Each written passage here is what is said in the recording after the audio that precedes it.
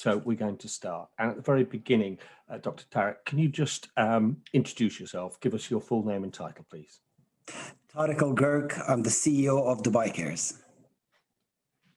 Dr. Tariq, can you start by giving us an overview of RewirED, who you are, what it is, and what your aims are, please? Well, thank you, Julian, for this podcast.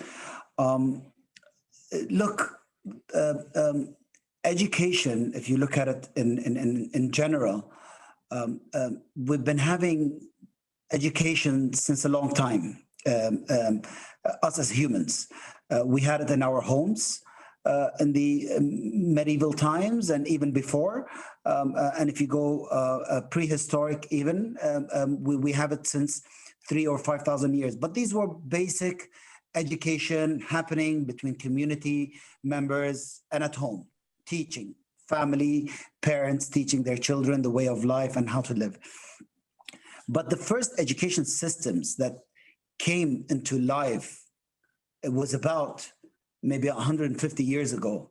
And if you want to put it into some technical terminologies, maybe since the first industrial revolution. And it's been almost 150 years. And unfortunately, Julian, education systems haven't changed since, it hasn't evolved. It's exactly the same system. It is the same system that I had my studies back in the 70s and 80s. It's the same system that you had. It's the same system that my father and my grandfather had, and even yours. And it's the same system that our children are having today. And it's the same system that has been going on with our great grandparents. And I think it will be the same system that maybe our grandchildren would have. And that's a big issue, because if you go back in time and you see what has happened into life in terms of evolution, everything evolved, everything changed in life, everything. If you go back in time, or someone, let me put it the other way around. If you have someone who's 150 years ago goes into the future, which is today, he will see everything changed in life except for one thing, which is education. Maybe the school and the facade has changed. Maybe the tables and the fans and the ACs and the windows have changed. But the system is exactly the same system. I'm not talking about curriculum here, Julian. I'm talking about systems. What defies a good education system and a bad system is how you put the whole ecosystem together. Curriculum is just one, and we cannot dictate a success of a system based on a curriculum, because that depends on each country, and we cannot dig into that. And each country, they know what the curriculum should be, but it's the system end of the day. It is the teacher. Are they getting the proper training to give quality training or quality teaching to students? Are students getting quality education? Is the chalk and talk model, a teacher on a wall having a blackboard, green board, whiteboard, digital board, whatever it is that the way we should continue doing it? Or should we have any boards at all? Or should we have, instead of stacking chairs like a cinema and looking at one wall towards a teacher, is that the style? Is the pedagogy we used to use the same pedagogy we should use? Is that working? Should we have it circular? Should we have it on the floor? Should we have it on couches? Should we keep it the same? I don't know. You see, all these questions we don't know. And the issue, Julian, is we have evolved so much as humanity, especially the technological advancements that we are having nowadays. Technology, and especially in a post-COVID-19 context. That's another talk I'm going to speak in a bit. But the way we have evolved by technology, is that the future our children would want? I mean, I have 4 daughters. Leave the last one. The last one is still 2 years old, but the other ones are between the ages of 13 and 9. 3 daughters every day on their iPads, on their iPhones, on their I don't know, notebooks, Macs, on their TikToks, on their YouTubes, on their Instagram. They're used to that life. They were born with this life. They were born with the digital world. Do you think examinations is their solution? Maybe to my daughters, yeah, maybe they would suffer a bit, but I'm telling you, for millions and millions of children, examinations is not the solution. We're going towards a new dimension here. Is the system that we have today, that we have implemented 150 years ago, would be the future system? That's the big question. And to give you an answer to that, I don't have an answer. Neither does the UN system, nor the global community, nor the education system globally. We don't have any answers. We have to extract these answers from the people. We need to understand it from parents. We need to hear from students, from teachers, from the education systems, from governments, from ministries, from policymakers. We need to understand. We need to do a lot of research that should we change our education systems? Should we reshape education? In my opinion, yes. Should we change it completely? I don't know. Should it be blended between technology and the current one? Probably yes.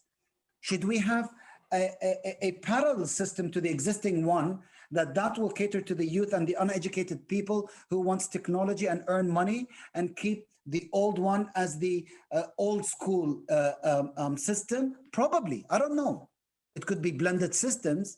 It could be a blended way of pedagogy. I have no idea.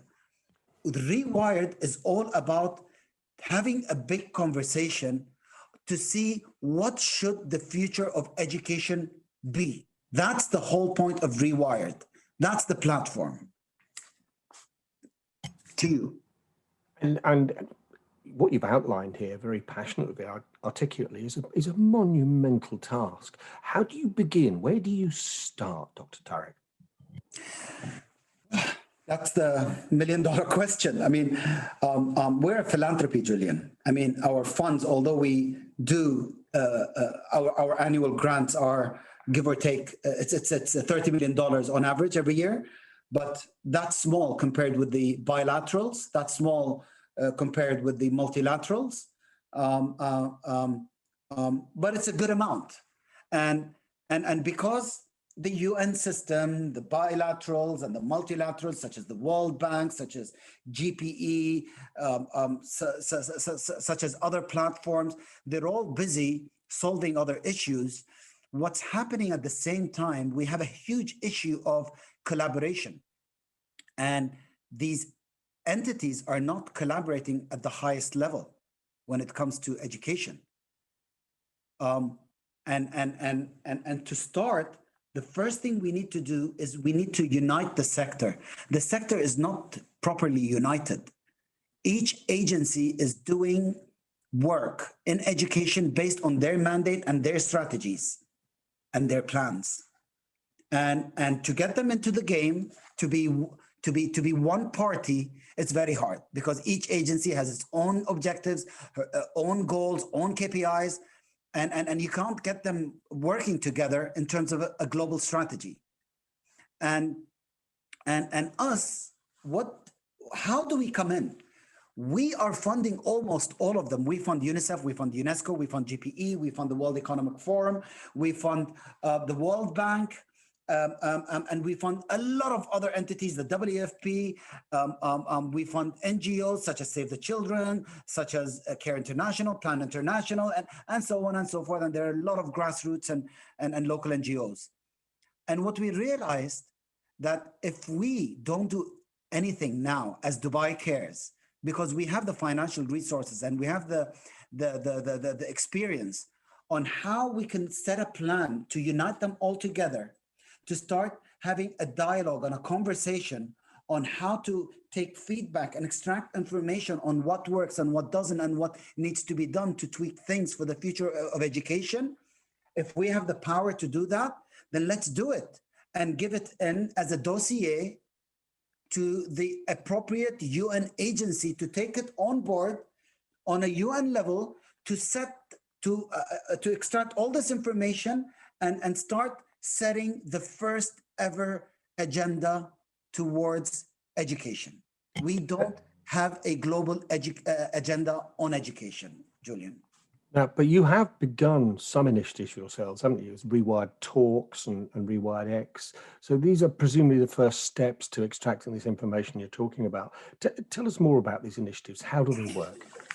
Well, look, the main aim with RewirED is to have a global summit, bringing heads of states, bringing prime ministers, ministers of education, technology, youth, you name it, heads of UN agencies, youth, the private sector, chief executives, teachers, policymakers. We get all of them, and we have a proper dialogue on 3 days at the summit. The RewirED Summit will be held in December 2021. It will be on the 12th and 13th and 14th of December. It's a partnership between Dubai Cares, Expo 2020 Dubai, and the Ministry of Foreign Affairs and International Cooperation of the UAE. The main dialogue here, we're going to have 3 days. Day one, we're going to talk about the youth, skills, and the future of work. Day two, we're going to talk about innovation in education. Day three, we're going to talk about education financing. We're going to take all these points, everything that has been discussed from all the attendees, which are heads of state, heads of UN agencies, prime ministers, ministers of education, technology, youth, girls, all the ministers related to it, with teachers, the private sectors, and heads of business, private sector, coming in under one roof to put all these points to hopefully start working on the first draft of a first ever global agenda on education. That will come with strategic partners, and we won't be able to do it, which is UNICEF, UNESCO, UN Special Envoy for Global Education, GPE, the World Economic Forum, the World Bank, and the WFP, and Education Cannot Wait, coming all together, putting this dialogue for hopefully putting this agenda that will be hopefully achieved by 2030 to have a prosperous future for education. Now, to kick off the summit, what we did last year in December, last December, we had a virtual conference, which is called RewirED X. That's a 1-year countdown to the summit, which we got similar leaders, similar levels, but without the heads of state, talking about it. So we had ministers, we had the same exact people that I had mentioned, talking about the importance of reshaping education and looking into this dialogue. So that's happening on a country level, that's happening on an NGO level, on a policy level. But now we need also to hear from you, Julian. We need to hear from your children as well. We need to hear from your nephews, maybe.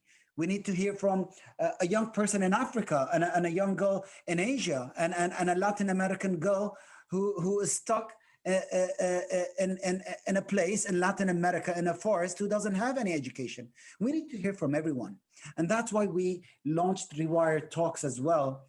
It's a simple task. It's just put any dialogue in a video or in an audio and upload it to our servers, 3 minutes, talking about what you as a person, as a global citizen, think the future of education could be. And you know, if we get hundreds of thousands or millions of these talks, 3-minute videos or audios, or even minutes, I mean, write it down, we can imagine, we can realize what people are thinking, what children are thinking, what youth are thinking, what parents are thinking, and then we might put experiments and solutions towards those. And hopefully by 2030, with the summit and with these talks, we can actually have a new system. Again, Julian, whether it's hybrid, whether it's new, whether it's modified, I don't know, but we should have a system by 2030 to give a chance to the future generation. The youth of today will be the adults of tomorrow in 2030. If we don't do anything today, they will curse us, Julian. And I'm telling you, this is a last shot that we have today. You're talking about some pretty huge global challenges here. You've obviously already begun to try and identify them. You want people to talk to you.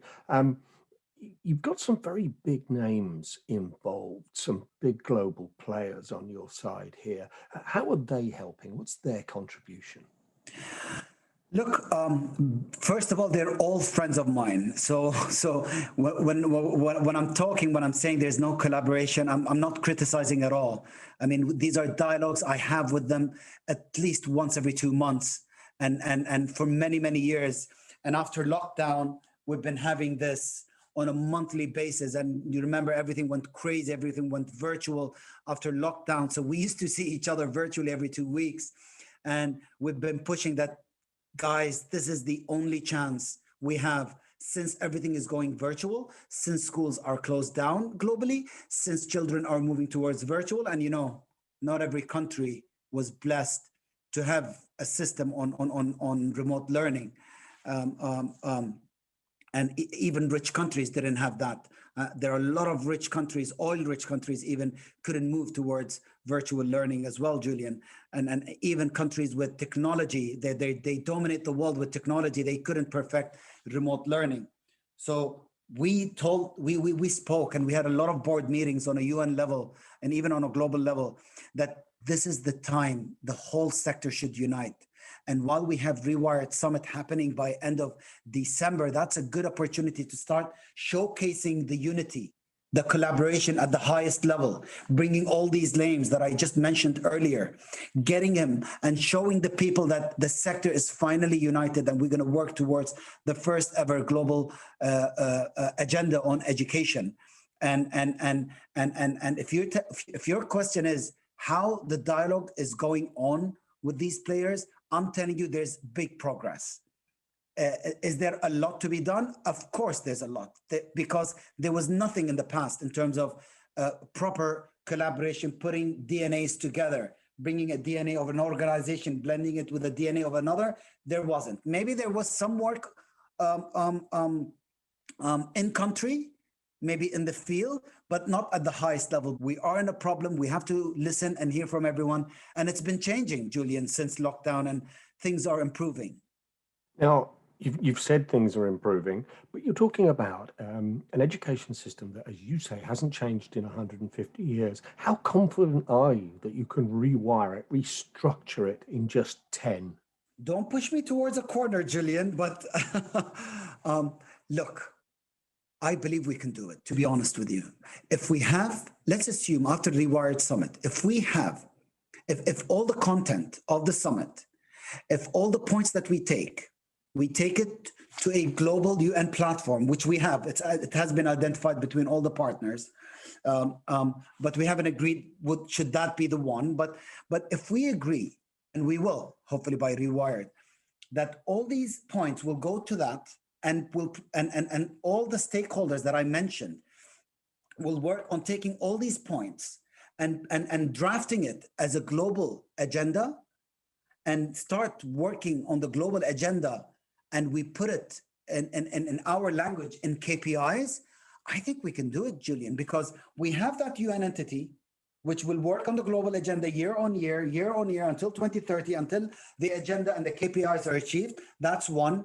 I've been talking to the UAE government to hopefully have an annual gathering after RewirED Summit. So we might call it RewirED Forum here in the country. And hopefully we will convene in person again year on year until 2030. So the convening is there.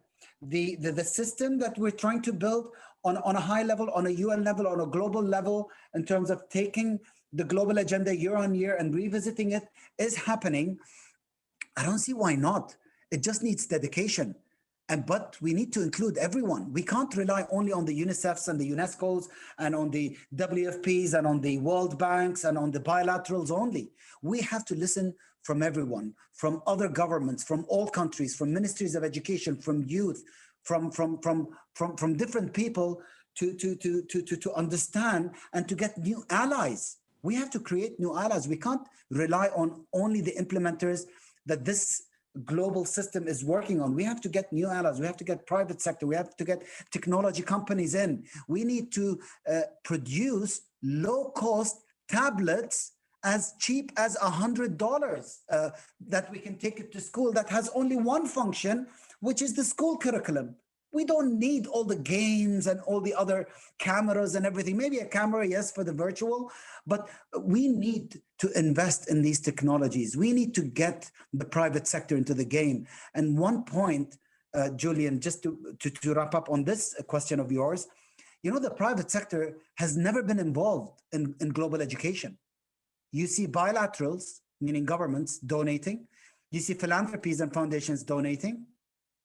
you see the UN system, you see the World Bank, you see the EU all donating and giving pledges, but the private sector is not there. And to sustain education in a country, you need to have the private sector involved, because how much money are you going to get from the EU? How much money are you going to get from the World Bank? And how much money are you going to get from that government, that receiving government itself?